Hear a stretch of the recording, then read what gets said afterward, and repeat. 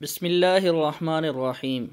زکوٰۃ کے مسائل چل رہے ہیں۔ آج ہمارا مسئلہ نمبر 3 ہے جس کو ہم بیان کریں گے۔ مسئلہ نمبر 3 یہ ہے کہ امانت کی رقم پر زکوٰۃ کی ادائیگی کون کرے گا۔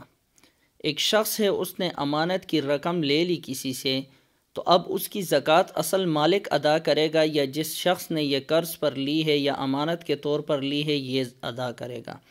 سوال: ایک شخص نے میرے پاس رقم بطور امانت رکھوائی اور کہا کہ اگر تمہیں ضرورت پڑے تو استعمال کر سکتے ہو۔ میں نے اس کا کچھ حصہ تیسرے شخص کو ادھار دے دیا۔ سال گزرنے پر مذکورہ رقم کی زکوٰۃ کس پر فرض ہوگی؟ اصل مالک پر جس سے میں نے لی ہے، یا مجھ پر، یا جس نے مجھ سے قرض کے طور پر لی ہے اس پر اس کی زکوٰۃ ہوگی؟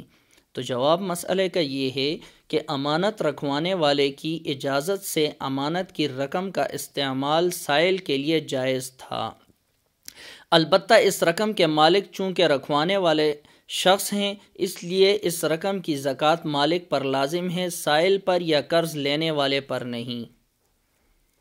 واللہ اعلم بالصواب۔